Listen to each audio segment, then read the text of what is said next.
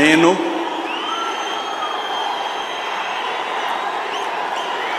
నారా చంద్రబాబు నాయుడు అనే నేను శాసనం ద్వారా నిర్మితమైన భారత రాజ్యాంగం పట్ల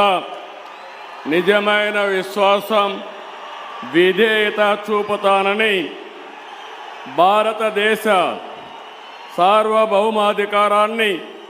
సమగ్రతను కాపాడుతానని ఆంధ్రప్రదేశ్ రాష్ట్ర ముఖ్యమంత్రిగా